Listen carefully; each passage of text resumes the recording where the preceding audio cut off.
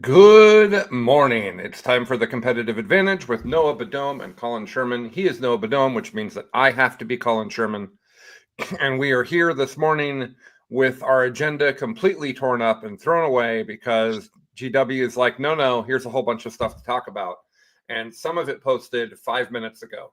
So we have gone in 5 minutes.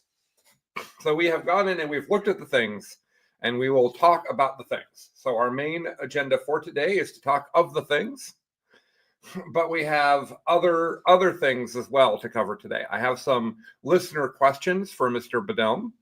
I have prepared a small game for Noah to play, and we're going to talk about what's new, and that is our agenda for today. Before we do that, Mr. Noah, how are you doing? I'm doing, I would say, very medium. I have a lot of things in my personal life that are complicated but exciting. Not always exciting for the right reasons, sometimes bad exciting. I have a major coming up this weekend that I'm very excited to go to with my lovely, wonderful friends. And I've been painting a lot. So there's some good and some bad, but ultimately Warhammer is a source right now of a lot of good for me. So I'm happy to be here this morning. What about you, Colin? Things are very weird for me right now. We're trying to, sell our house, which we weren't intending to do. And, we are now, and it's great, but it's a lot of work. And we've had, like 10 showings in the past 4 days, and the dogs don't like it. And so it's just a lot of stress. But 40K is great, like you said. And I am super enjoying making content. I haven't had I'm going to spend full time on this. That hasn't happened, but I'm really enjoying it. The lore show, the first episode got fantastic feedback. So the second show will be, we've lost Noah, but I'm just going to keep going. I'm here still. I'm just fixing my camera. Oh, okay. The second episode will be out probably today, maybe tomorrow. The first episode got all the way up to Horus effectively being put in charge of the Astartes. Obviously, the second episode goes up through the heresy. Really funny and really just a fantastic, joyous thing to make. This is a very happy thing that I have made, and I really dig it. So you're doing that with Bailey as well, right? Yeah, with Bailey, who's doing a really excellent job. He is a history teacher, and it comes across. He's going to be at Storm this weekend, I'm pretty sure. He is going to be at Storm this weekend, and he's not playing guard. What is he? Oh my god! He's bringing Creations of Bile. Oh, excellent! Which you could have given me 10 guesses about what Bailey was taking to the tournament, and I don't think that Creations of Bile was going to be in the 10. Just not the thing that would have come to mind for me.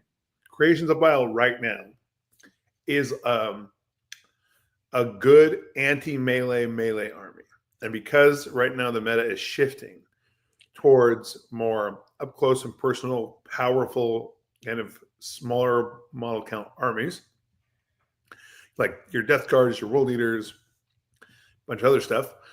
They're also like not bad at all into Eldar, which is good. So they go okay into Eldar if they're played well. Do they? And okay. Yeah, I just want to disagree with Noah. I consider that to be one of the easiest matchups for Eldar. Please continue, Noah.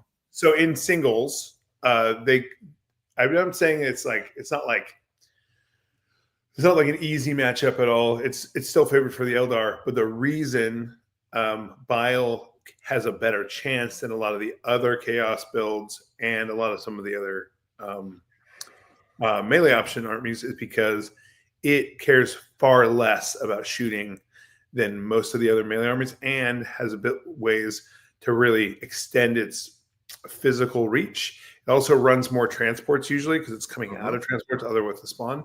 So those things together, like the rhinos plus further reach plus the spawn, can do a lot of damage to multiple Eldari units in one go if they line it up right.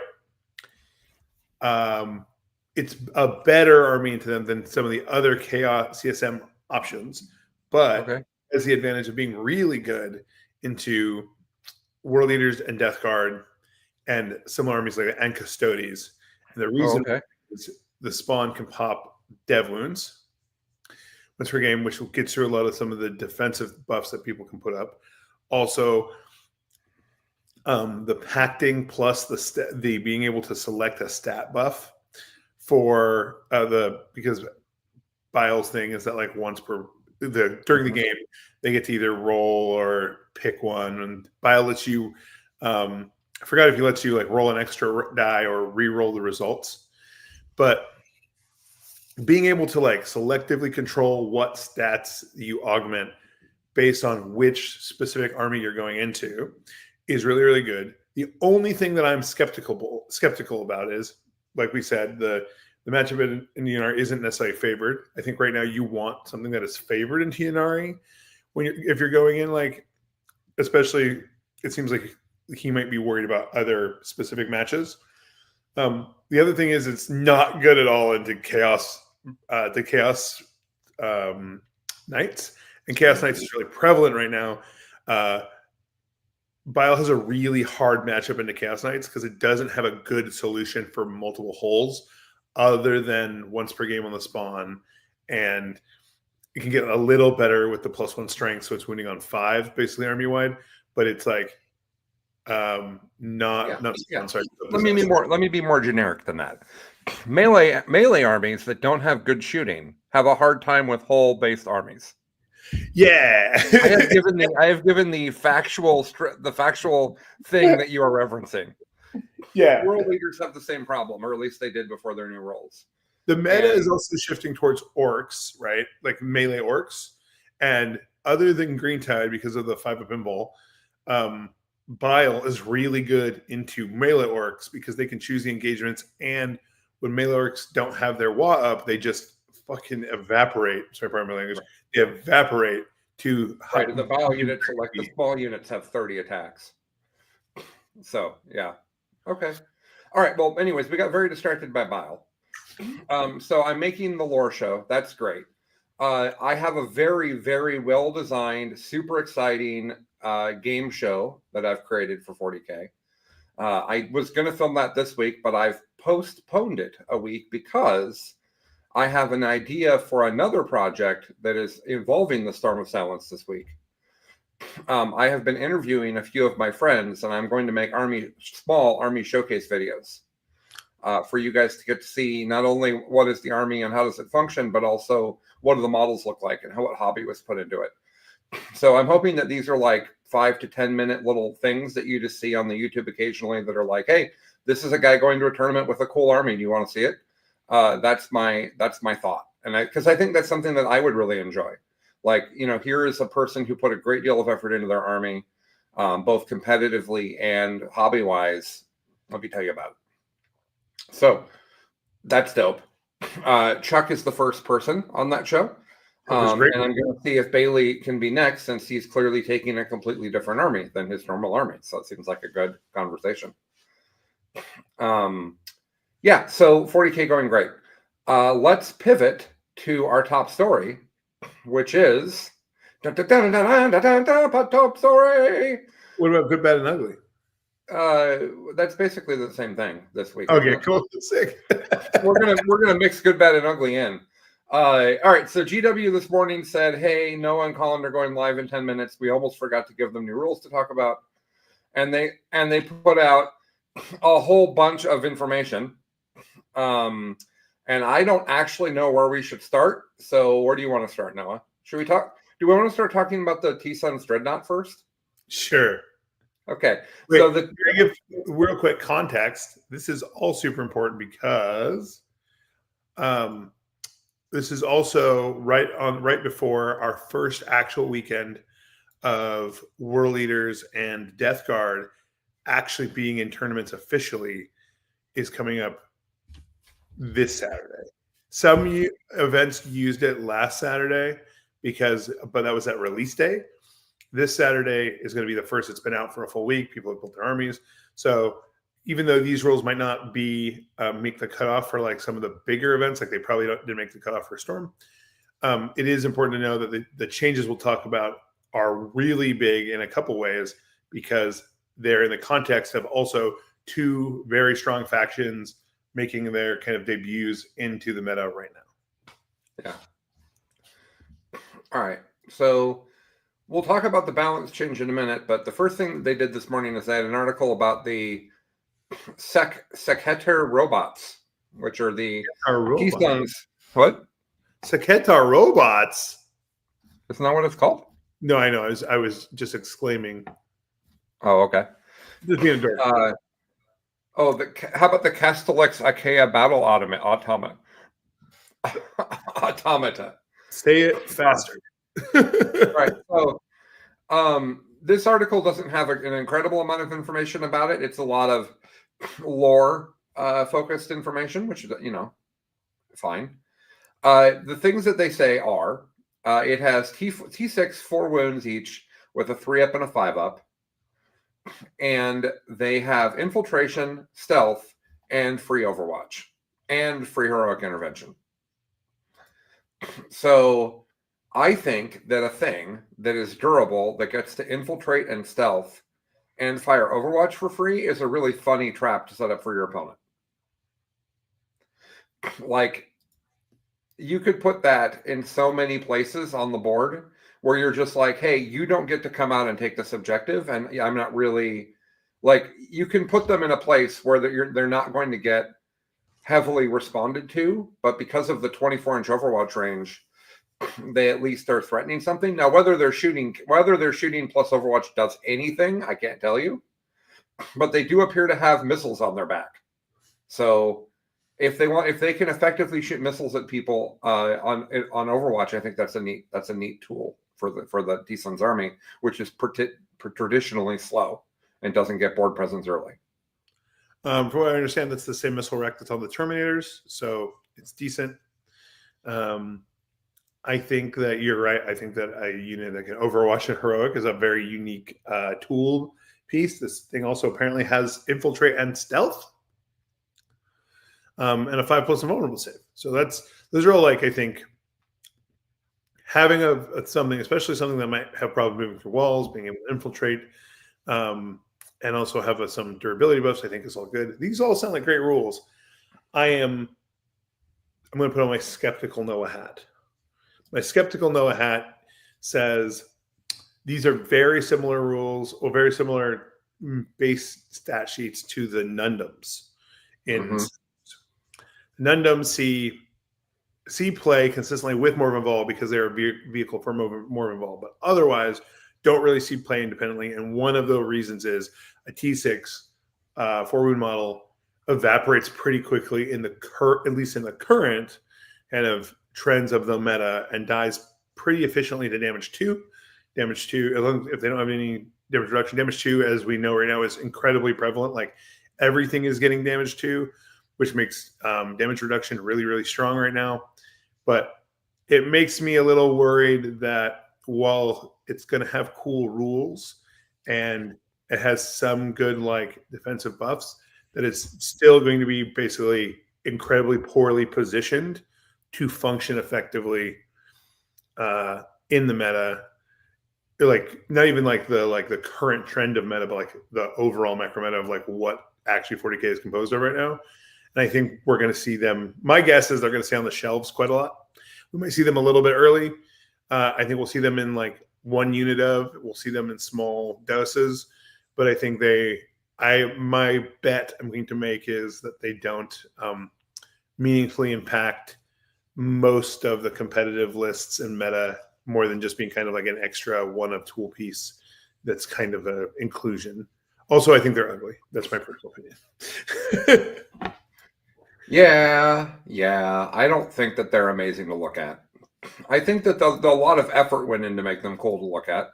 And so, like, I want to acknowledge that. Like, good job, GW. I appreciate that effort went in here, but no, I think they're pretty silly looking.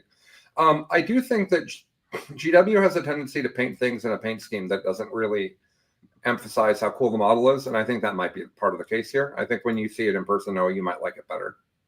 So maybe that might be true. I think if Noah paints some of these for my T Sons Army, because I have a T Sons Army, I think what is going to happen is the shroud over the top. If you look at it, like his head, if you look at it real close, you can see that underneath that shroud is actually like the old school, like 1950s, like robot dome head, like the Castellans.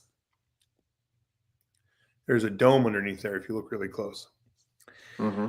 So I think if I were going to do it, I would be removing the kind of ornate headpiece, leaning into that dome look, and then changing up some of like I know the bird iconography Xinchen is good, but I think the bird knees are a little silly. I would either round those plates out or replace those with something else. And then is that all? Yeah. And then the other thing is I think the weird I don't like the articulation look of that arm. The arm that looks like it has a flamer or something. I think I would probably modify that. But if it has a flamer and they free Overwatch and infiltrate in stealth, that's a thing. Hey, look, we're behind a wall watching an objective. Would you like to go on it? Like, it's not good. Yeah, absolutely. All right, let's move on. So this morning there was a update. It is points changes for Death Guard and World Eaters, and when I say points changes, I mean these are probably the actual points they intended for us to use, because they did this thing now where the book points are wrong, and the points we have are from the previous version of the rules, and so the book comes out and we're like waiting patiently for the actual points. That's what's going on here from my point of view. And then there were also some rules changes, including some very confusing changes in the Eldari rules. But let's start with the big ones, right? Let's start with should we start with Death Guard? There was also what I think is we should start with Death Guard, but there was also significant change to a bunch of the Grotmist detachments, including Adeptus Custodes, which is very spicy. All right, let's start with that then. What happened to the Custodes Grotmist detachment? Yeah, so a bunch of the Grotmist detachments got changes. Specifically, the Custodes one, it used to say the word unit. So it used to say that's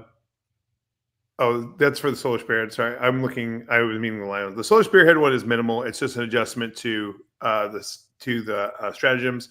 The one that I think is spicy is the adjustment to the new detachment that dropped about a week ago or 2 weeks ago. Maybe a month ago. That one is one that's actually spicy. So we got the Lines of the Emperor detachment, which is super cool and everyone really, really liked.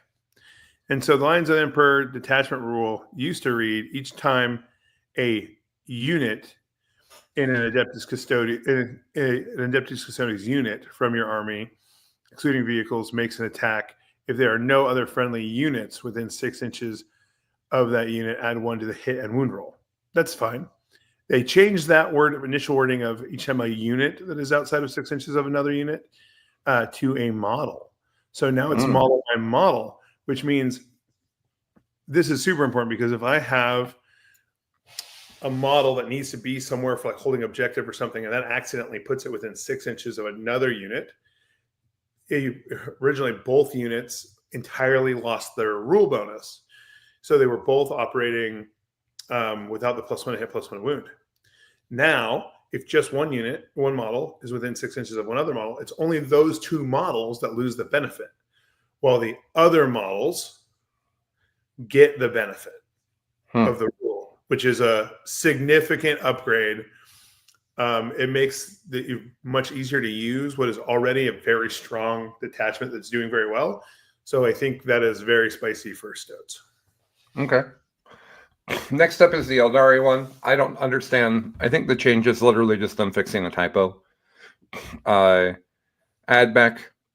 anything in the AdMech, or I don't think the Astra Militarum one is important. Is that AdMech thing anything? I'm looking at the Grotmist attachment still. Sorry. Oh yeah, looking at that. The AdMech one for the Gartmus attachments is unit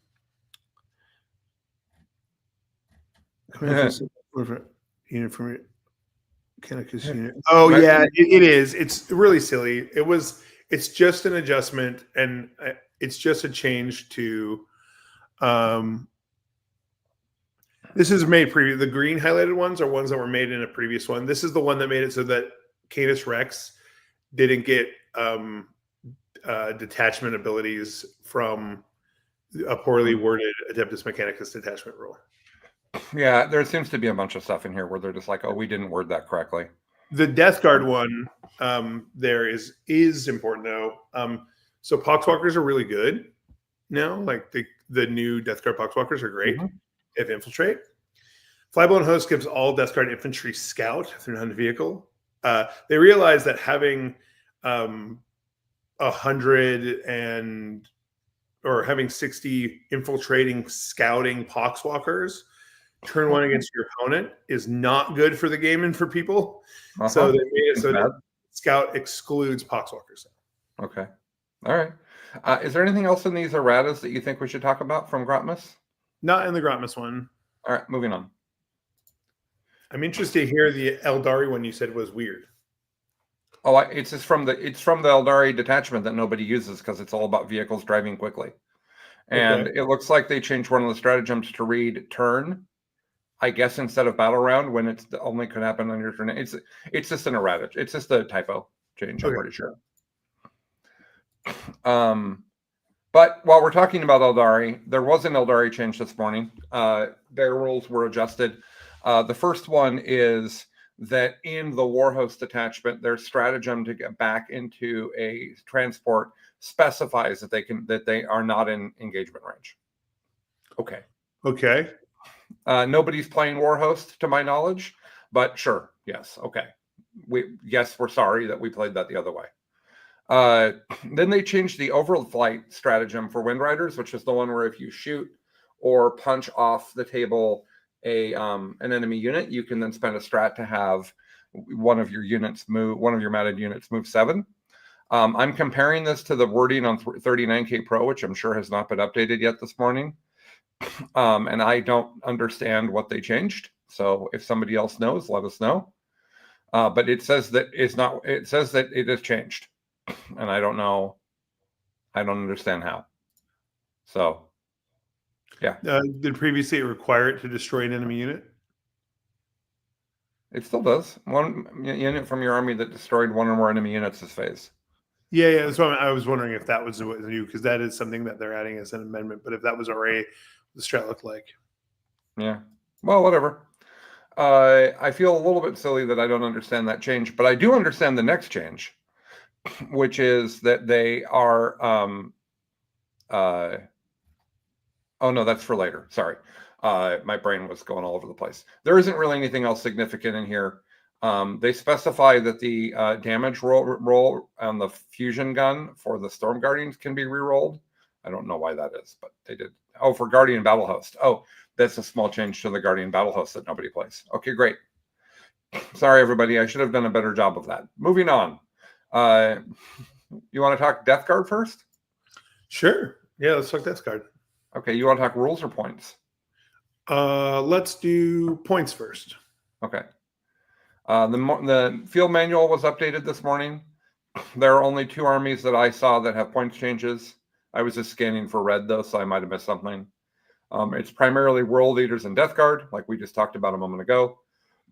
What are you seeing here, Noah? We've got time. You just want to quickly go line by line for the changes? Yeah, let's do it. Death Shroud Terminators down 20 points for 3, or 20 points for 6. Thoughts? That's very good. Death Guard. I thought they were already really good. They are exceptionally good. They are a really strong melee powerhouse that can deep strike at 6 inches rather than 9 if the things they're deep striking outside of 6 inches of are currently inflicted by your aura of plague. And because of bunch of the changes, there's lots of ways to get that aura of plague active. There's also a stratagem in at least one of the detachments lets you just pick a unit on the table and just make it afflicted, which then basically is like point and click. I get to deep strike at 6, which is really, really good. Yeah. Okay. Defiler down 30 to 165. That seems Defiler also got good, got better both in World Eaters and Death Guard. So it's like that's another thing that got better that is also now down points. Well, I think 165 for the defensive profile on that thing in particular shouldn't be 200 points. Is kind of how I feel. I think I agree. Yeah. Hellbrute down 15. I haven't seen a Hellbrute on the table since the start of 8th edition. How about you? True.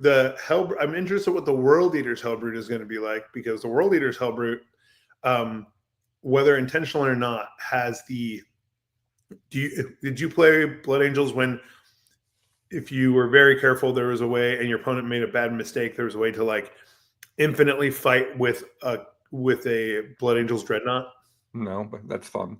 Okay, you can do that in World Eaters now. So basically, how it works is the World Eaters Hellbrute lets you, whenever you punch it, it gets to punch you back.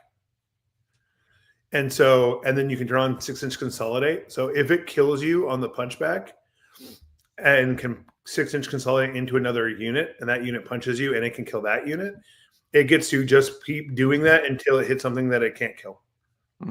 Neat. Or outside of 6 inches. Lord of Contagion up 15. That makes sense. Lord of Contagion is very, very good. Yeah. Lord of Virulence. Mm-hmm. Some word, I guess. And Malignant Playcaster both down 15 and 10 to 90 points and 60 points. That is upsetting, because that's two of the best models in that.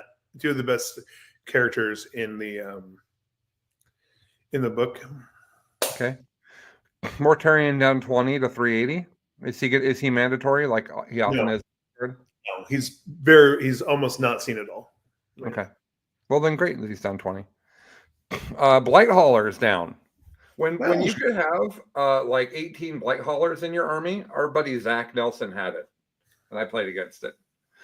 And now they're significantly limited, but he would have been very excited about these point changes had he still had 18 of them in his list, because one of them's down 20 to 90, and then that means 2 is down to 180. I don't know if these are worth 90 points, but they are silly little models. People are taking them. I think people were taking them at the higher point cost in their lists already, and some of the lists. So I would say this is probably just good. Okay, probably durable thing that has a bunch of meltas. I'm guessing, but I don't know. It has probably a melta. Yeah, it could be. Plague Marines are down 5 for 5. This is weird. I didn't know you could take Plague Marines in a 7, but I guess it makes sense. Yeah, that's a thing. 5 is down 5. 7 or 10 is down 10. Just mild points reduction on Plague Marines. Yeah, Plague Marines are good. So they're still good. And then we got some more characters that are minorly adjusted. Plague Surgeon down 10 to 50. Tallyman down 10 to 40. Typhus down 15 to 90. 3 just quick hit characters there. Typhus is seeing some stuff. He also got an errata that changed. He got the only errata out of Death Guard that, other than the Grotmus change, which is his like special like mortal wound thing that he does can't bypass Lone Up anymore. Okay. So that's like that's okay, but Typhus is good. So he's really good. And then the Tallyman going down in points is kind of abysmal, because he already was like an auto include because he generates a CP on a 7+. and he's 40 points. Yeah, now he's just like there's just no reason not to take him. You should just take him in every single. That's right. Someone's got to count how many bananas you have. Yeah, every time. Do I have bananas? Yeah, Plague Burst Crawler up 15 to 195. That's fair. People were liking Plague Burst Crawler, and it has some interesting like area of effect stuff, and so it makes, and indirect in general should be at a premium, so it makes sense it's going up. Okay, I'm really interested in this Poxwalkers change. They left 10 of them at 60, but they made it so that 20 is 130. So you pay a 10-point penalty for taking them in a 20 instead of 2 10s. It's almost exclusively a penalty to one of the detachments, and in fact, the only current death card attachment I think we have with an event win, because they had an event win last week. A 5-round event let them play the new codex the day it dropped. One of them, and there is a Poxwalker detachment that makes some battle line, so you can take 6 times 20. What this essentially is just an extra 60-point tax, which is interesting because the detachment rule specifically is that you get a free 10-man of Poxwalkers on turns 2, 3, and 4. Neat. And what this basically means is that one of those free 10-mans is not free anymore. Oh, yeah. So this is basically like almost exclusively a nerf specifically to that detachment. Otherwise, it's a small adjustment to the rest of things. But to that detachment, it's an extra 60-point tax on top of the current cost. And that essentially offsets your detachment rule slightly. Okay. We've got a few more points changes under the Plague Legion section. Beasts of Nurgle down 5, 65 and 130. I want them to be a lot of points because they're obnoxious to play against. That's how I feel about that. Right now we're very obnoxious. Yeah. Great Unclean One down 10 to 250. I love that. Yeah, let's get him on the table. I want to see big fat dudes with bells on the table all the time. Mm-hmm. How many Nurglings do you think Chuck is taking to the tournament this weekend? I know this answer, actually. Okay. I have a picture. I literally have the picture of his army in the. So let me ask you. Let's over under. How many do you think he's going to take? Since I know the answer. Well, I also know the answer. Oh, I believe that it is. Is it not 30? 33? I'm seeing 6, 12, 18. I think it is 24 is what I think. I think it's 33. Somehow. Oh, okay. Let's see. 6, 12, 18, 24, 30. Yep, it is. I think it's 36. I just saw another squad. Chuck owns a lot of Nurglings because there was a point in time where he was considering taking 100 Nurglings to LVO one year. I feel personally attacked. Is that really good against Green Tide? It's not like amazingly against Green Tide, but it does basically make it is annoying for at least one turn on Green Tide. Interesting. I think it is very good into World Leaders, and it's going to be very good into Death Guard. I think that specific approach is going to hurt into EC. Everyone who's playing Emperor's Children right now is playing Coterie the Conceited, which lets you make pick how many things you're going to kill. Yeah. Turns out screening, like being like we talked about last time, playing 40k the normal way is like really, really bad for you against that detachment. Yeah.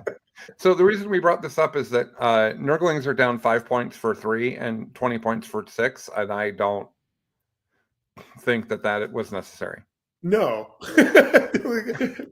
But is that it's like that means that the 3 of them are 11.5 points apiece, 11 and 2/3 points apiece, but the 6 of them are 10 points apiece. Is that's specifically the ones in the Death Guard book, right? Okay. Yes. Okay. So that might not actually affect things like Plague Legion that are bringing 1 million of them. Yeah, and then Rodigus is down 10. Good for him. Yay, Rodigus. Okay, so any changes in the errata for Death Guard we need to cover? I already covered it, just the typhus. Okay. World Eaters. Ready to eat some worlds. Nom nom. Angron down 25 points. That's needed because they kicked him in the ding dong so hard that he sat and cried. Okay. Yeah, he did not like what was done to him. A swift kick to the plums, as they would say. Yeah, a swift kick. The plums were swiftly kicked, indeed. Okay, Chaos Land Raider up 20 points. Now, I am devastated by this news because last week you told me I might get to see Chaos Land Raiders on the table. You probably still will. Okay, thank goodness. At 24 inches, that Chaos Land Raider gets 8 las cannon shots. Okay. Chaos Predator Annihilator down 5 points. Fine, whatever. Pretty good. Still probably pretty good. Demon Prince of Khorne down 10 to 20. Demon Prince of Khorne with wings down 35 to 180. the foot demon prince going down is unreasonable because he was already like one of the stars of the book.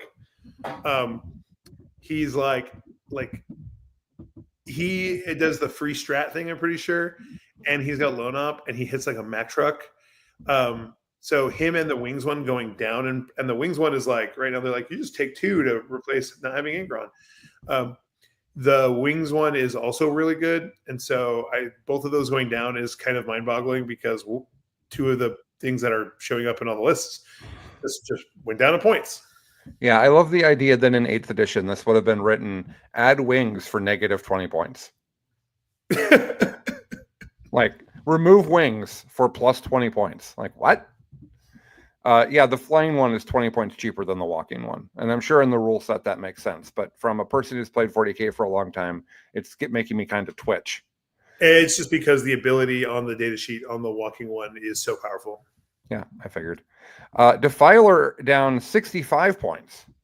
That's also that's like not upsetting, but it's hilarious because notably the World Eater Defiler has the coolest data sheet rule right now.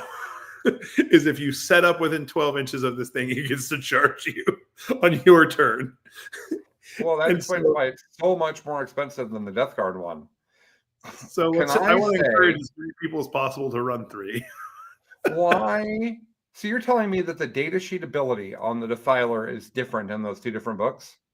It is, and and I can tell you what the one in Death Guard is, and there's a very key notice about the World Eaters one. Okay. All of its guns are rapid fire. Well, this is stupid, though. We can't have this. GW should feel bad about themselves. Why? It is hard enough for players to learn what things do. There is no reason why something with the same name and 2 different detachments that are effectively the same core army. This is the equivalent of Blood Angels and Dark Angels both having the same named unit and having it have different rules. It's the same thing. So a Death Guard giant crab monster has the Scuttling Walker rule, which they all have, which is that it can move over things that are foreign, that it can move through friendly monsters and vehicles and models in terrain that are 4 inches or less in height. And then it has Barrage of Filth, which is in the shooting phase. After this model is shot, select one enemy unit hit by it, and then you strip cover. So the Death Guard one strips cover. The World Eaters one, this is dumb and makes me mad. World Eaters one says Unleash Wrath, which is the end of your opponent's movement phase. You can select one enemy unit that was set up on the battlefield within 12 inches of this model. This model can either shoot at that unit, but only if it is an eligible target, or declare a charge against that unit. Note that even if this charge is successful, this model does not receive a charge bonus. All right. So not only are the rules different, but one of them is a huge gotcha. Wonderful. And the Thousand Suns one is also will be different because if it's in the Codex, the original one only has the one that's currently listed in the index only has the Scuttling rule. I can assume we're going to get a different ability for it, so we'll have 3 different flavors. EC didn't get one though, so that's okay. And then we'll have the Codex Space Marine, Chaos Space Marine one will probably stick. And so we'll have 4 different Defiler rule sheets. Okay. It goes beyond the ability though, because like if I look at the Death Guard's ones with range weapons, these the only thing that has rapid fire here is the combi weapon. If I go to the World Eaters one, I look at range. Every single gun other than the Havoc launcher has rapid fire. Okay. No, the twin heavy flamer and the twin heavy flamer and the Havoc launcher do not have rapid fire, but the las cannons, the heavy bolters, the Reaper autocannons, the Defiler cannon, the combi weapons, and the combi bolter all have rapid fire. Okay, this is only making me progressively more mad. We should move on. Just rage baiting Colin with Defiler. Oh yeah, no, this is like way stupid. This is the angry Zoidberg robots. Well, Defiler's not the big one that doesn't have a base anymore, though, right? That's the Soul Grinder. I'm pretty sure Defilers don't have bases. Which one's the one with the giant legs? It's like this wide. That's a Defiler. And so Defiler and Soul Grinder have the same chassis. They just have a different top half. Okay, fair enough then. Chuck has 3 of those in his list this weekend. He might be excited but he's playing them in the Demons detachment, so who knows The what the demon rules ones are are there. good. The demon ones are Okay. good for different reasons. Great. Let's move on. 8-bound are down 5 per 3 guys. Fine. That's a core unit of the army. Fine. Exalted 8-bound are down 15 for 3 guys, 30 for 6. Again, core unit of the army. They're not really a core unit as much now. They're like a specific tool piece now, used to kill tanks. Okay.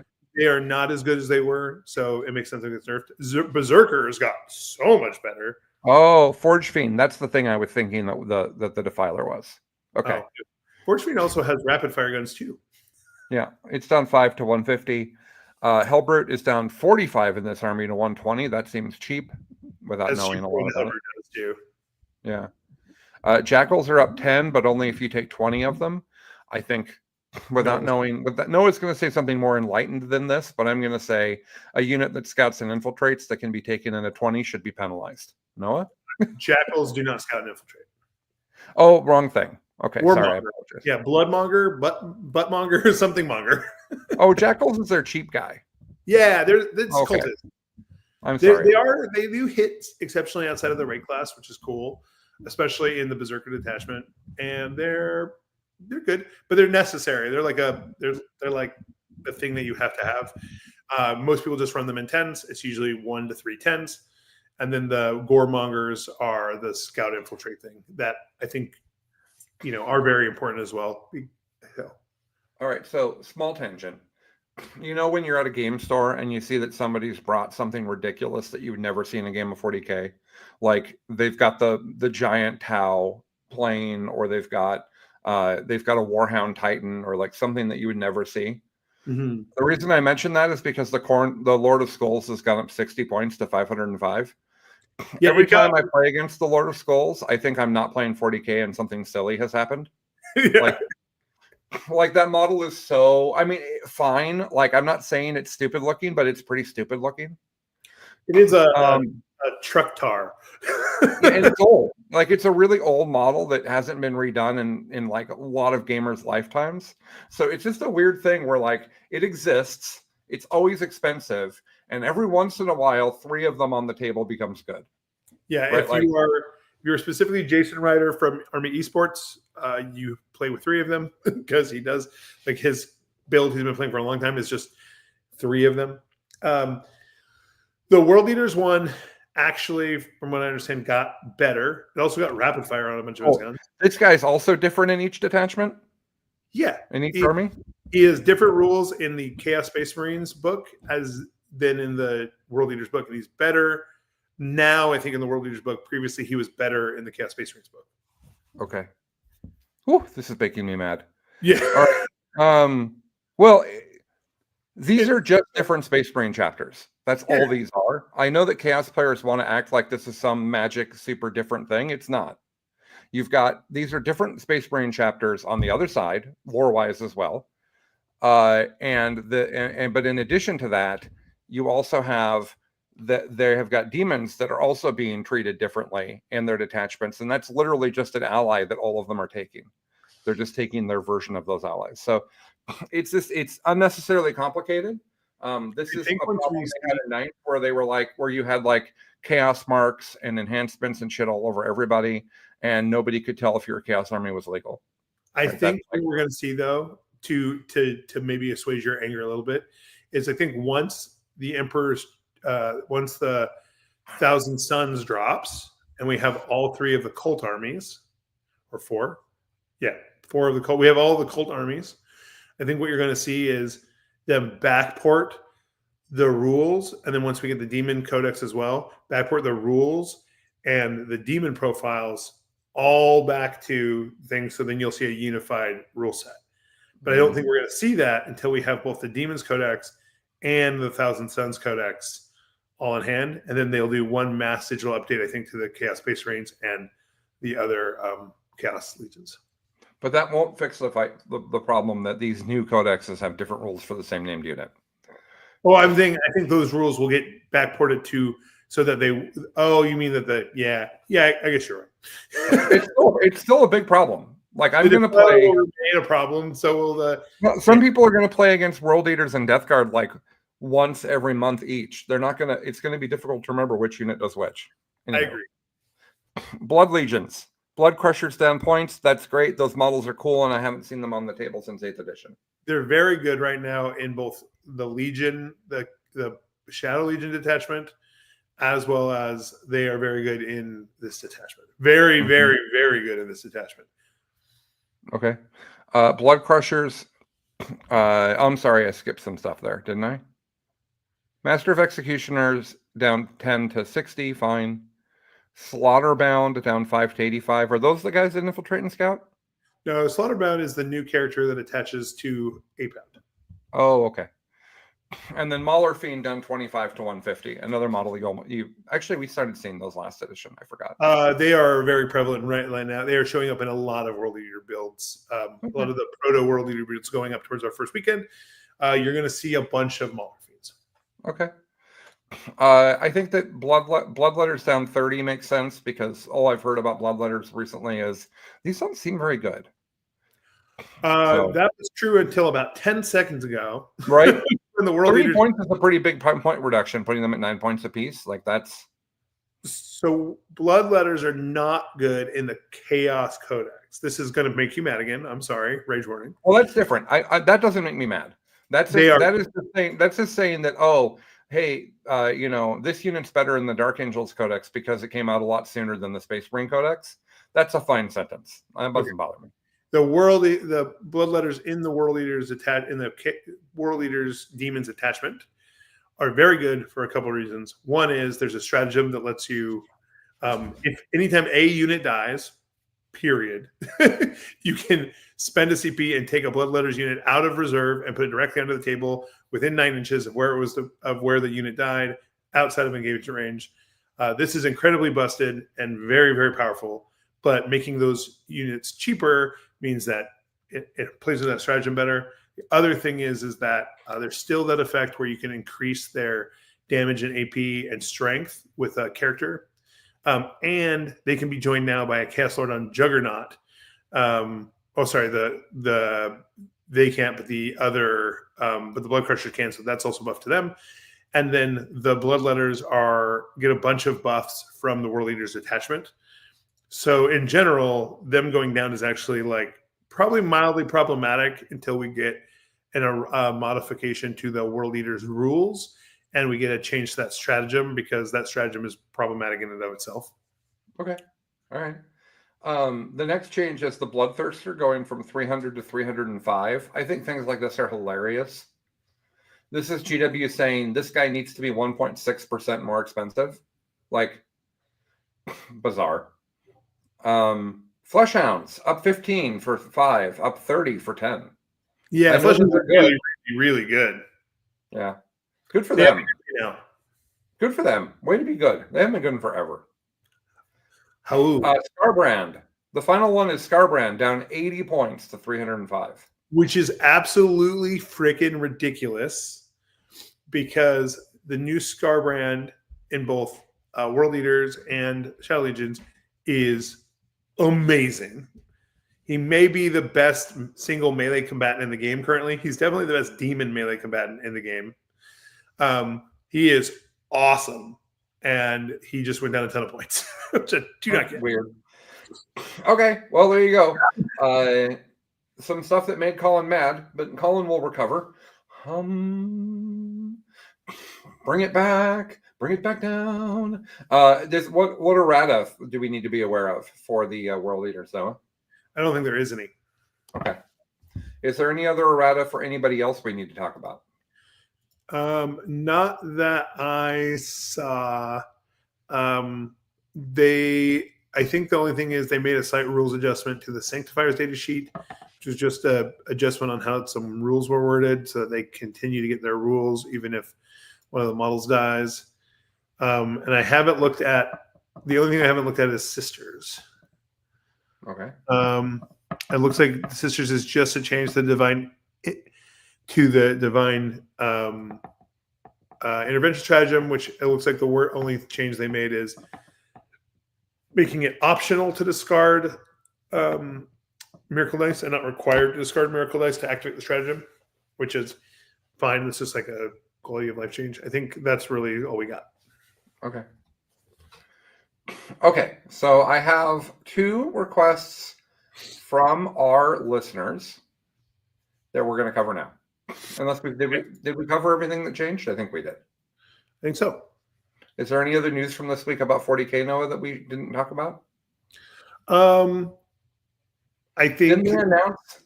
Oh, they announced T-Suns. Yeah, and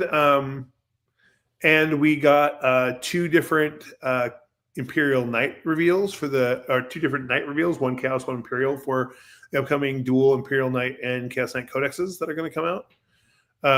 We got a Imperial Knight that has a bunch of old school AdMech weapons. It's got like a Volkite or a plasma thing, and then it's got like a conversion beamer gun. And will you buy it and immediately paint it, or will you wait till you want to play with it? Probably the second one. Yeah. Well, you really like the big robots. I mean, okay. I always say this: Knights are super cool. I just don't want them in the game, but the models are good. Fair.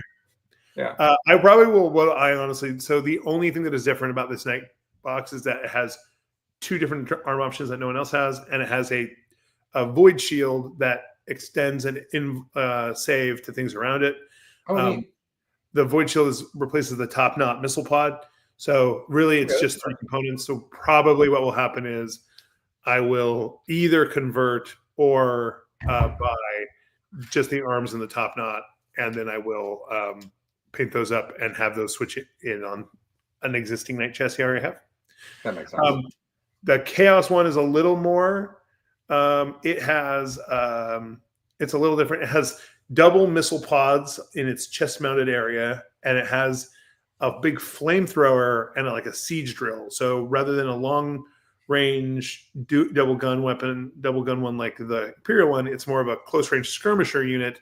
And its special ability, it gets to pick a target and say, "I'm going to murder you specifically," and then goes after it. It's fine. I don't think adding a big Knight to these. I don't think adding a new big Knight to either of these codexes shifts the landscape of the codex. I was hoping that they would both get infantry units, because in all of the lore, Chaos Knights and Imperial Knights do have infantry components that are deployed alongside of them. Specifically, like all the Knight houses have like a foot soldier unit that is meant to like protect the feet of the Titans and like guard like camps and those kind of things. And they deploy with them every time. We don't have anything that represents that other than having Imperial agent allies. So I was hoping that we would get something like that. But you still might.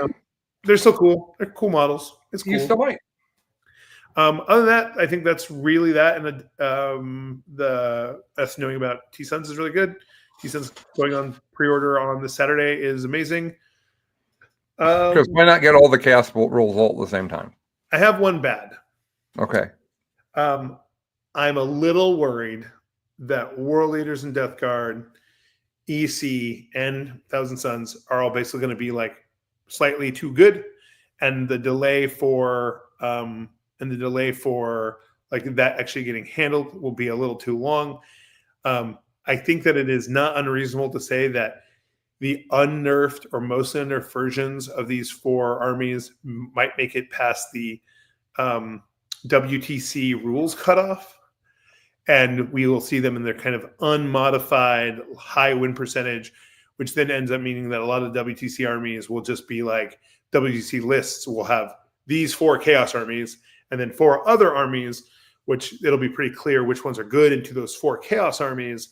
And I think that has a potential of making our WTC lineups for the summer be pretty freaking boring. And that is an unexciting prospect. And so I'm hoping we get rapid rules modifications prior to the WTC rules cutoff, which I think is like early June. Okay. Well, that's really soon. Yeah. So we'll see. All right. Yeah, that's a bad. I would agree with that. Yeah. Now I would counter your bad. Counter is the wrong word. I would lessen your bad with the following. No one ever actually knows the information that Noah just said this soon when the rules are coming out. So like Noah's telling you what some of the best players in the world are saying. I know he is. I'm just saying that they all could be wrong. So we'll wait and see, right? I'm saying my fear. Yeah. I'm not saying no, that. sure. I'm not saying that this is going to happen. I'm just worried that based on timelines that'll happen. My version of that is that because I don't travel anymore, really. My version of that is that I don't want to go to a tournament and play 5 rounds against CSM just because they're called different things. I feel exactly the same way about Astartes.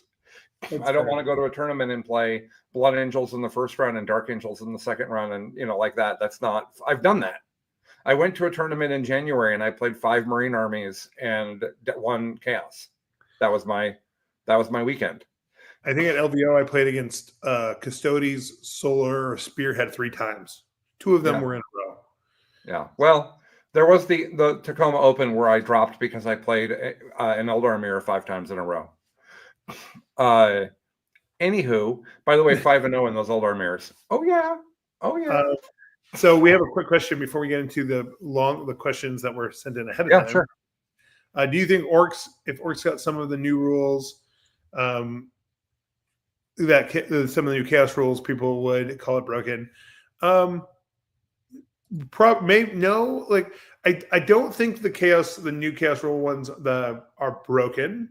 I think that they are a little overtuned.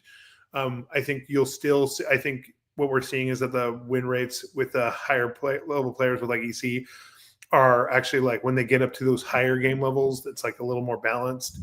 At the lower levels, they just steamroll people, right? So I think we're going to see a lot of that, right? Like I think at the highest levels competitive play, it'll kind of sort itself out. At the lower levels, it'll be kind of oppressive for a little bit. So I don't think it's really broken. I do think that some of these rules, if they were present in an army that can field so many more bodies and has kind of lower point unit costs, could be pretty mean, right? It could be pretty bad. Orcs are actually the thing about Orcs though right now is that Orcs are actually just one of the best armies in the game right now, regardless of anything, right? Like Warhorde is multiple ways to play them, wildly different ways to play them that are all competitive. That's a hell of a codex. There are 3, in my opinion, currently like event-winning detachments. DACA Tactical Green Tide? Yeah. Yep. No, not DACA. DACA got kicked in the face. Warhorde Tactical Green Tide. Oh, I don't know Warhorde. Okay. Warhorde is the codex in detachment. Warhorde has the unique ability of being really good at being MSU, being really good with Gaz, and they're basically the army in the game that can look at anything in the game and say, my 1 or 2 units here are going to kill that. I'm going to invest the things I need to. But if they call shot, I'm going to kill that. It's true. It's just true. They have some of the most extreme damage output possible, but it's kind of glass cannon-y, and it has to be well decided. Okay. First question. This is really for Noah. Noah, in the WTC and high-end competitive scene, what armies do you think are really, really crazy powerful that people are just ignoring? I think the question is like, what's not getting the appropriate amount of respect in your opinion? Yeah. So there's especially I'll split out in WTC and I think high level competitive play. I think there are 2, because team high level competitive play is very different. Yeah. Because there's room for like role players, like special tool builds that are meant to. The tables in WTC change everything. Yeah, and terrain changes every. Yeah, you're correct. But like for instance, a good one is I think AdMech is way better than people think it is in teams because it has very specific roles they can play in teams, and so it can be very strong. It's not like I think broken or abusive or whatever, but it's very good at killing light infantry units. It's pretty good into a lot of things that like we want good solutions for. It's got 1 million bodies, and it has really strong board control. In singles, if you play that army, there are several armies that are going to just roll over that, just don't care. Right. In teams, there are armies like that are really, really good. In singles, I think one of the ones I'll talk about, like Imperial Knights right now, is way better than people think it is. It just won an event, and it's been putting up a bunch of 5-1 performances, but people have mostly ignored it because they write off Imperial Knights. Chaos Knights is getting a lot of attention because of the War Dog build, and it's doing really well into like Eldar and stuff. So like most people just not paying attention to Imperial Knights. I think Imperial Knights is much better than people think it is right now. It's very well positioned.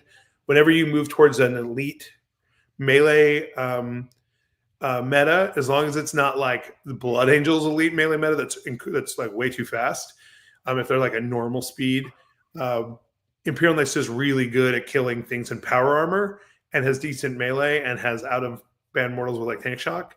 So it ends up being really, really good into that kind of meta, which is the meta we're adjusting direction. I think Tau in singles is better than people think it is. And then part of that reason is the auxiliary cadre. Well, Tau is harder to play. Tau is complicated to play because you have very specific orders in which you have to do all of your shooting. And so your a bad movement phase will lose, literally one bad movement phase will lose you the game in Tau. So it's very hard to play. But when played correctly, like by like Donald, or I had a really great opponent at West Coast, that detachment is incredibly powerful. The Krutox Rider Rampager dudes are very, very good, which adds a melee element to Tau, which they previously didn't have. So Tau and Knights, I think in singles. In teams, I think it's more like the thing with teams is I think everything is playable in teams other than like there are some very small fringe things that are not. And I think it's more like how you build your comp. And so that's one thing is that I don't think there's anything that's like so crazy that people are ignoring it in teams. I think that in teams, it's just that almost everything is on the table depending on what your comp is. No one's talking to me about Ynnari anymore. Is Ynnari still being taken by every team? Ynnari, it is falling out a little because the meta has adjusted around it. So Chaos Knights have become incredibly prevalent. Green Tide has been identified as a foil for Ynnari, as well as a couple other armies have been. So the problem is Ynnari gets there are like 4 armies, let's say. I don't know if that's random, but let's say there are like 4 armies that just like hard counter Ynnari, but the rest of the armies all just lose to Ynnari, right? Yeah. That means that it's very easy actually to create Ynnari pincers now. And so I think Ynnari has to be babysat a little more in pairings. Yep, that makes sense. When Noah says that Green Tide is a counter for Ynnari, Green Tide's a counter for the Codex. I've spent time doing the math, and I don't think that Codex beats Green Tide. Even if I'm saying if I went to a tournament to beat Noah, and that's the only thing that mattered to me, I don't know that I could build the list to do it. Don't you think, Noah? Yeah, I think so. I think it's correct. There's just not enough attacks, is the reality of the situation. And that's a problem when you play Eldar. That's a problem you see, is that sometimes you're like, hey, it would be really great if Howling Banshees had 4 attacks instead of 2. Right. Noah's distracted, but that's okay. No, I'm listening. I'm trying not to snot. I'm dealing with congestion issue. Okay. Someone would like to know, what is the most absurd interaction you've had with a stranger at a 40K tournament? I have 2, but I think you should go first. Okay. I think I have 2, but the one I'm going to say one, and I want you to say yours, and then I have another. And we're not using names. No. Okay. This is probably one of my favorite 40K stories I tell. Let's do it. So I was at a GW tournament where you play alongside of you. Well, at these GW tournaments back in the day, this is a long time ago. If you had like a young kid, like your nephew or son or daughter or whatever with you, you could play as partners, which basically means the kid makes all the tactical decisions and the adult makes sure all the rules are followed and handles the rolling of dice and like the execution of the rules and those kind of things. So I took my nephew, he was 9, we went and played together. And he was having a great time, whatever. My brother and my cousin also played at the same time. So we were all there together in this big concrete floored room at the Bellevue Warhammer store, right? So we're having a great time. We're really ready to play. It's round 1. And we've, had a nice car ride down. It's very chill. My cousin, James, played Imperial Guard. And he was a big fan. This was in 5th edition. And in 5th edition, there was like a different system for destroying vehicles. That system used like a hull system. So basically, you'd roll to hit, and then you would roll to to see basically what the result of you would roll a die and add it to the strength of your weapon, and whether it equaled or exceeded the toughness or armor value basically of the vehicle you were targeting, determined which table you got to roll on for the result. There was a glancing table, which is had small, less impactful results, and then you had a penetrating hit table, which represented that the round had gone into the vehicle. And one of the results, I think it was on a 7 or whatever, because you could get pluses to the roll, was explodes. So you could then there were a bunch of weapons that had a bunch of pluses to their results for armor penetration. Now, Guard had a unit called the Vanquisher. The Vanquisher had a giant melta-cannon that was incredibly long range, but it only had one shot. But it had multiple stacking rules that meant that when it rolled on the penetrating hit table, it got +3 to its result. So if you rolled a 4, you blew up whatever you shot. Okay. Right? So Necrons at the time were the most busted thing. And how Necrons worked back in the day is you would play a monolith and 5 or 6 models, and then the rest of your army was up in space on a moon base and could just walk onto the table, treating the monolith as a board edge on any of your turns.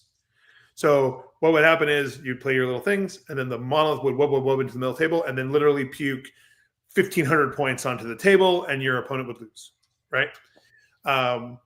So James goes first. He points at, I know he said names, but he won't mind me saying this name. He points at the monolith and says, I'm going to shoot my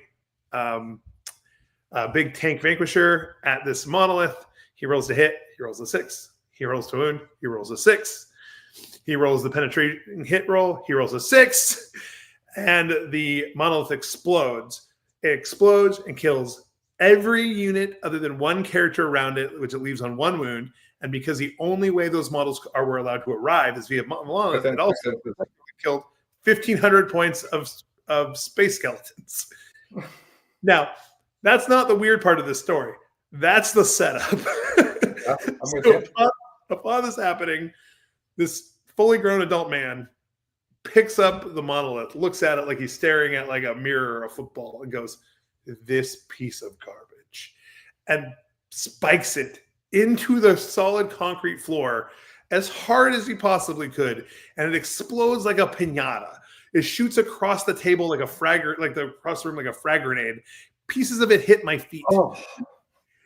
Literally to the corner. He stands up, walks out of the building, leaving all of his belongings and his 40K army on the table, goes out to the parking lot where there's a giant clear glass window, display window that faces that part of the parking lot, gets into his Miata, drives away, and never returns for the entire length of the event. What the hell? He got completely broken by a 9-year-old. That's what happened.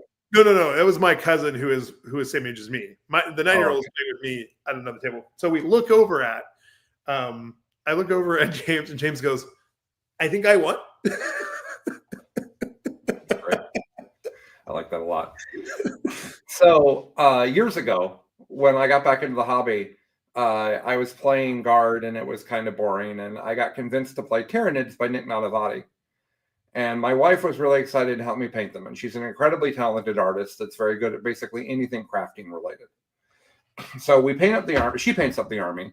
And we decide that for bases, we're going to glitter them.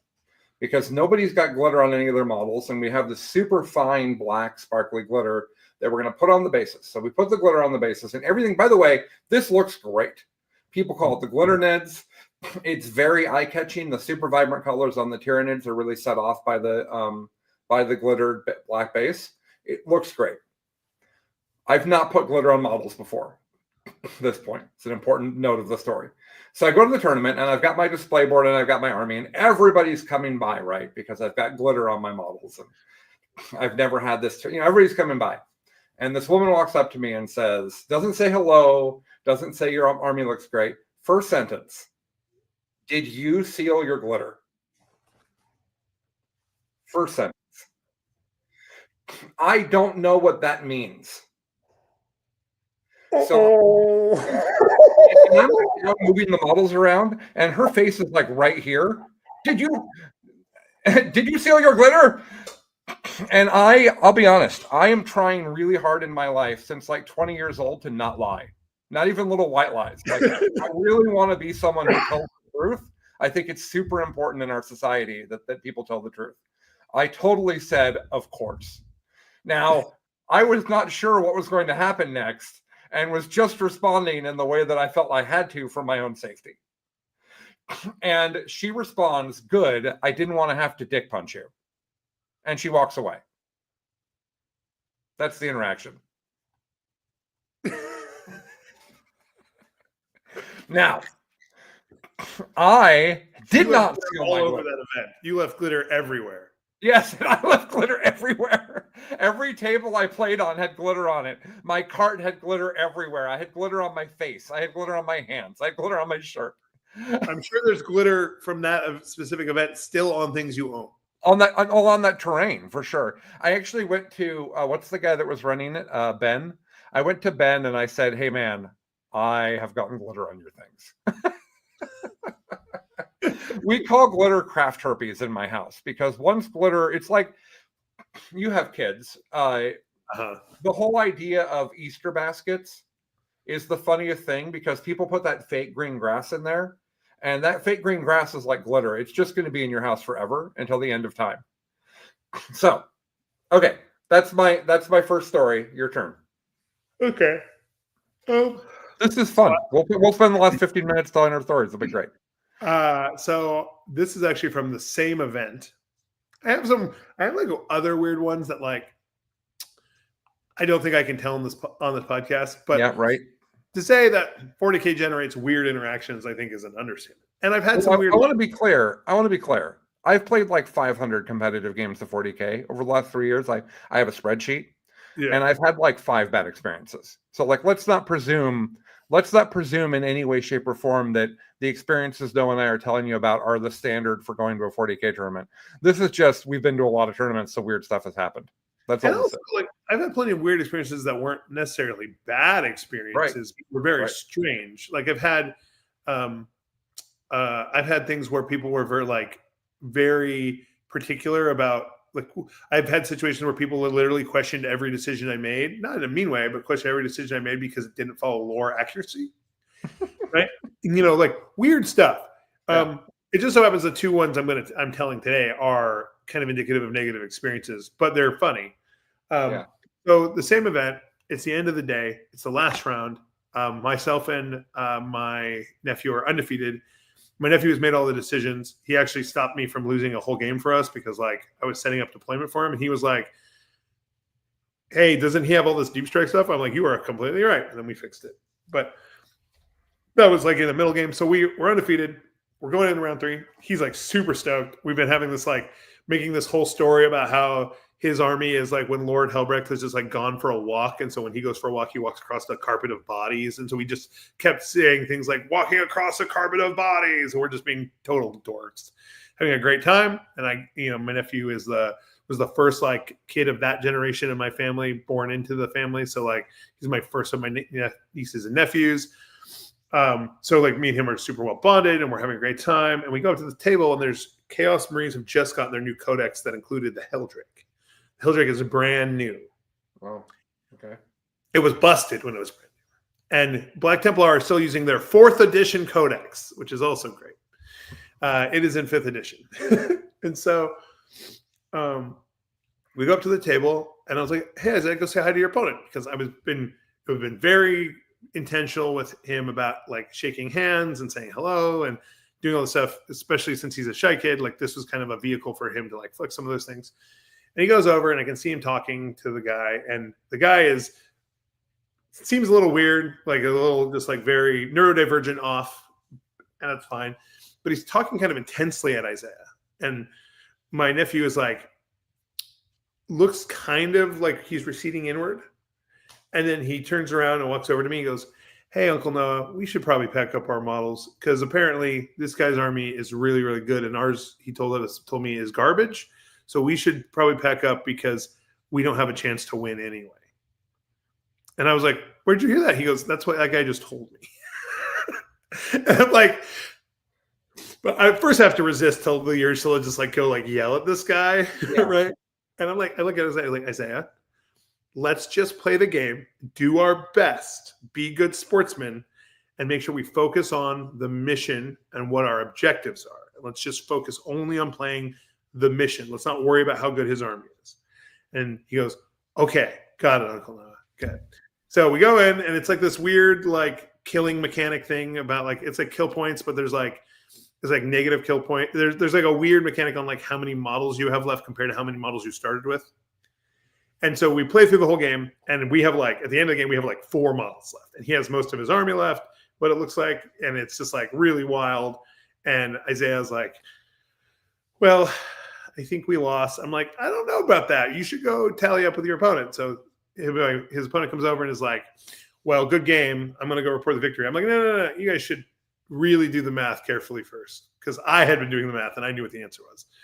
And they look at it, and turns out that Isaiah like actually was like stomped this guy, like stomped a mud hole at him. Like it wasn't even close. Because Isaiah had just focused on the mission, and this other guy had tried to just kill Isaiah off the table. Mm-hmm. And so he goes, my nephew's like all like lit up now. He goes, like, okay, go shake his hand. And he goes to shake his hand, and this guy looks at him, gently bats his hand away, and walks away. Picks up his models and leaves. It just I like how both of your stories are somebody being absurd to a child. Just like, and Isaiah looks at me and goes, did I do something wrong? And I go, no, that was your opponent did something wrong. You did great. He goes, okay, so did we win the event? I'm like, yes, we won the event. He goes, oh, that's cool. And then later we're getting awards. And the problem is that this store doesn't know what to do with the fact that a 9-year-old just won the event, because the first place for this event, like whatever, is a bunch of these Black Library books.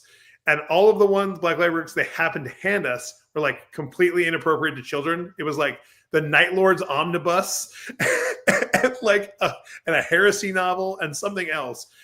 And I looked at all of them, and Isaiah was like, can I read these? And I was like, no, you cannot read any of these. So I wouldn't be able to, frankly. The reading comprehension is going to be too high.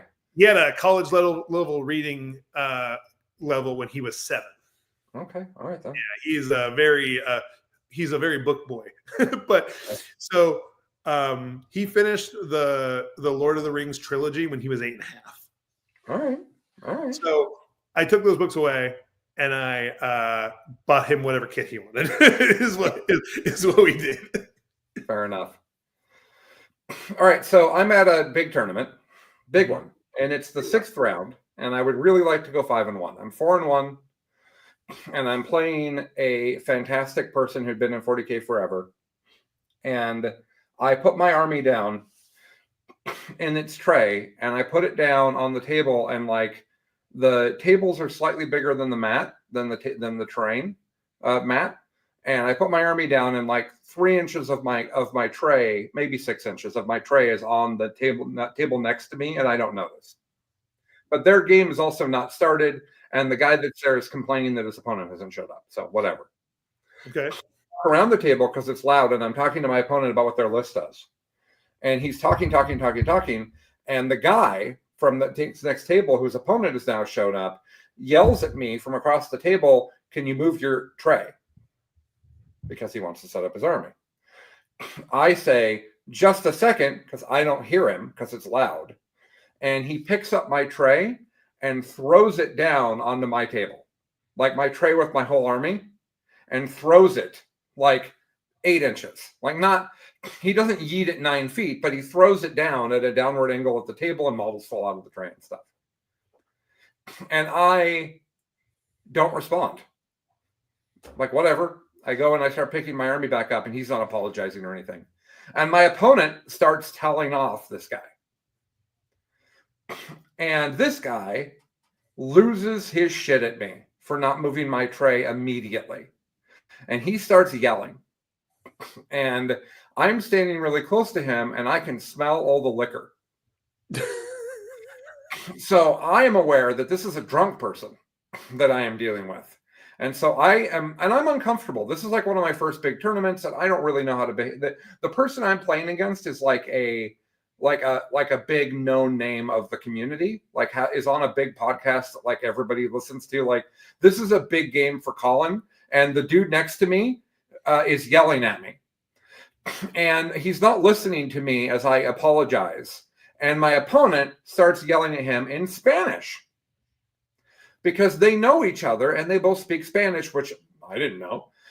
And because I'm not going to presume my opponent with the Hispanic name speaks Spanish, that's rude. And so they start speaking Spanish at each other, and now they're yelling at each other in Spanish. And the guy who started the whole thing calms down and walks out. And my opponent says, sometimes he won't calm down unless you talk to him in Spanish. What? What? So he leaves. I think his opponent actually never showed up. I think it's actually part of the story because he doesn't end up playing 40K that round because he goes outside. Okay. I finish my game with my lovely opponent. I win the game completely because Celestine rolls a 1 on her two up, get back up roll. Entirely win the game entirely because of that. And I go outside, packed up, ready to go. And my wife and Mitch's girlfriend are out there. And this guy has been talking to our significant others for like an hour, flirting with them. Weird. Oh. And I think that's coincidental. I don't think he knew that, like, I'm going to go hit on this guy's wife.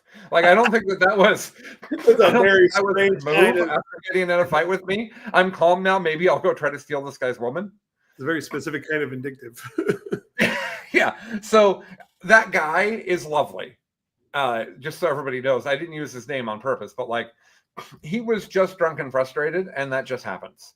But my favorite part of the story is where my opponent had to switch to Spanish to get him to calm down. That was by far my favorite part of the story. So, and by the way, I don't have any anxiety or bad thoughts about that. Like, it's important when we talk about bad experiences at tournament, it may feel terrible at the moment, but there's a real opportunity to pivot it internally and make it funny. No matter what, no matter how bad the experience was, you can make it funny when you tell your friends about it. And 3 years from now, when you're still telling that story and it's still funny, you're not going to care that bad experience happened. I agree. And I think like if I look over the scope of like all the other weird interactions I've had that were candidates for these stories, like there's like a story where a really competitive player, was super cocky about a game and it didn't work out. And there was a time where I played a person and I could tell they were like, something was wrong. Like, as a person, like, and I stopped and I was like, hey, I don't know. I mean, I know we're playing a game, and if you don't want to, tell me whatever, it's okay. But I can tell that something is bothering you. Do you need help? And then we finished the game. He was really nice after that. We finished the game. And then he walks outside, and I followed him outside to go grab something.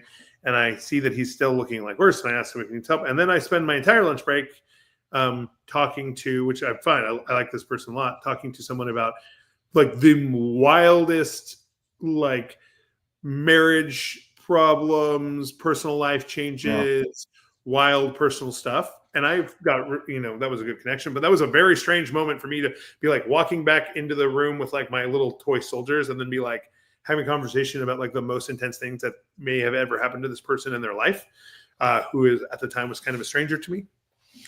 And those types of interactions, whether it's the negative interaction with the player or it's like the weird interpersonal connections, or like when I met Quentin Johnson, I like explained this like really big spiel about how like I'm very particular about go backs.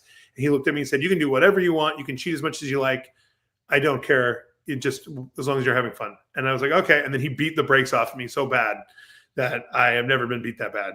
Right. Like, there's a lot of potential for weird stories in 40K, even when you cut out dice rolls completely, because there's so much human in the game, right? Yeah. It's like decisions, and people spend a lot of time painting their models. And this is kind of I think it's a hobby that attracts complicated people in terms of like, they have a lot going on in their brain. They have a lot going on of their interest, right? There's a lot of things that pull you into this.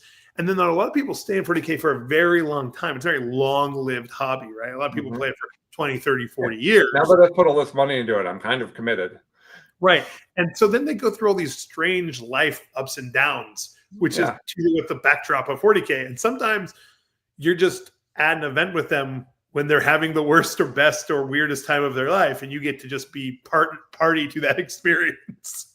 So early on in streaming, and for those that don't know, I didn't do anything like what War Games is doing, but like we were one of the first people that were streaming 40K. So we were kind of figuring out how it was going to work. And one of the things that we found out quickly is that all of the objective markers have to be straight with the camera. And if they aren't, people complain. Like if you have an objective marker that's pivoted upside down so the logo's not right, people don't like that. And I've had to explain that at Charity Hammer each year because it's something that I want people to keep an eye out for because it's easy for us to fix. It makes it look better. And many people complained. Someone says to me, why does this matter? And I said, because this is a game where you have to be in the top probably 20% of the world for intelligence to even play the damn thing competitively. And if that's the case, and you're a male in our society between the ages of say 25 and 50, you're probably neurodivergent. Like there is anxiety. I would say you're probably deal with people at this point currently, because I think one thing that was not as prevalent is, for obviously bad sexist reasons, there was a lot of misdiagnosis and not lack of diagnosis of non-male people with being neurodivergent, like saying basically you have anxiety, you don't actually have a neurodivergence like ADHD or autism or something like that, right? And now we're finding out that was a bunch of sexist BS. So but I agree. Like right now, if you're very, very smart and you're in your 20s to 50s, your train track probably doesn't run in a straight line, right?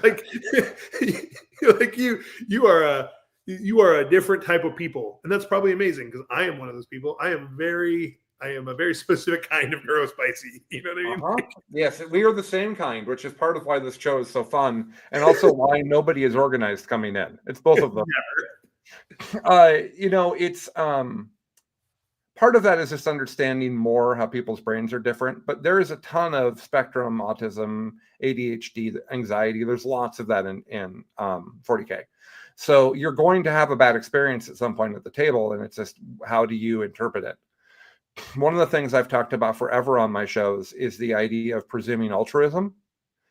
Presuming altruism is a rule that says when I'm interacting with another human, I'm going to presume they're coming from the best place possible.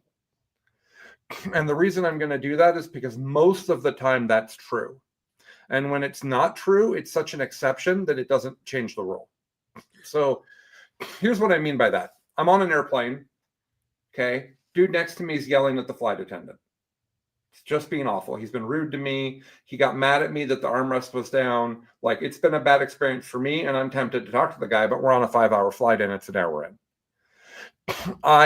He gets up to go to the bathroom and I look at the book he's reading. Dealing with Loss, A Guide to Surviving the Death of Your Spouse. Literally the book. Could not have been more specific for what this guy is dealing with. He comes back and he's got a massive tan line where his wedding ring is. This is a man who has very recently lost his spouse, right? No, he should not be being mean to me. He should not be being mean to the flight attendant. And it is not my place to tell him that. And it does not matter that he has been mean to me. I need to get the F past it and be a grown-up. That's the situation. And that happens all the time in your life and in 40K. Your opponent wasn't trying to cheat. They made a mistake. Your opponent didn't know the rule, right? Because the game's really complicated. They forgot to bring their deep strikers in at the right time because that's hard. They brought their deep strikers in before moving the rest of their models because they're nervous and playing a complicated game. And that particular timing is hard. Yeah. Like, presume that they mean well and then turn it into a story that you tell your friends and you're winning every game. Help them be, kindness can go a long way. And a lot of time it's reacting to someone who maybe is acting out okay, no one has the right to treat you badly. And if you are in a position where you need to be defensive and protective of yourself to those people, then right. But as a dude as this specific Noah, right? As this Noah, it is very hard. We've talked about this. It is very hard to tilt Noah. It is very, very difficult. I've been to war, right? I have children. It is very hard to tilt me specifically. I will happily leave a game and not play and have no bad feelings about it if it will preserve a situation rather than sit here and be made upset. Right. And because of that, I can absorb quite a lot of negative interaction from people and still end up having a good game. I can stay in it long enough to help turn it around. Right. Not everyone can do that, and we don't expect you to, but it is a thing that maybe if you're in that moment and you have the choice of how to react and you have the cognizance to say, I wonder how this person is feeling, and you can process that empathy, maybe think about the fact that like it might just take a little bit of kindness to completely offset what is currently coming out of them.